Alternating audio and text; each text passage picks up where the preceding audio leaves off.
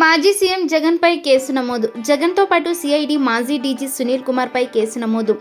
Section 120B, 166, 167, 197, 307, 326, 465, 506, 34 ప్రకారం case TDP MLA Raghurama Krishnamraju ఫిర్యాదుతో నగరంపాలెం పిఎస్లో కేసు నమోదు.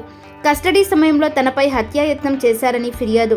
తనను అక్రమంగా అరెస్ట్ చేసి వేధించారన్న రఘురామ కేసులో A3గా జగన్ పేరు నమోదు చేసిన పోలీసులు, A2గా ఐపీఎస్ అధికారి సీతారాంజనేయులు, A4గా విజయపాల్, A5గా డాక్టర్ ప్రభావతి పేరు నిన్న ఈమెయిల్ ద్వారా రఘురామ కృష్ణంరాజు ఫిర్యాదు. మాజీ సీఎం జగన్ ఒత్తిడి మేరకే తనను అరెస్ట్ చేశారన్న రఘురామ. అది ప్రారంభించిన తర్వాత కొన్ని డ్రైన్లకు కలెక్టర్ గారే ముందుకొచ్చి ప్రభుత్వంతో మాట్లాడి ఇంకొన్ని డ్రైన్స్కి మా దగ్గర క్లియరెన్స్ రాష్ట్ర ప్రభుత్వమే ఎమర్జెన్సీగా కొంత అమౌంట్ రిలీజ్ చేయటం, మిగిలిన ప్రాంతాల్లో మరి వాళ్ళకి డైరెక్ట్గా, ఎందుకంటే మా ఏరియాలో సమస్య బాగా ఎక్కువ, కొంత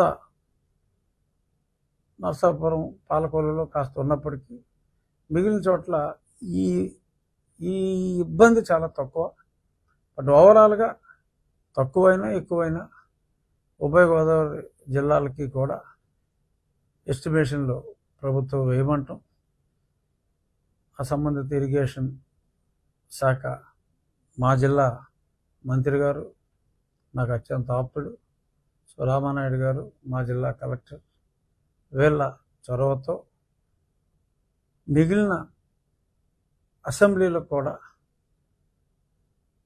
ఇబ్బంది లేకుండా ఈ డ్రైన్ అండ్ కెనాల్స్కి ఇబ్బంది లేకుండా ప్రభుత్వం కూడా ముందుకు రావటం చాలా సంతోషం. అక్కడ ఒక చిన్న ఎనామలీ జరిగితే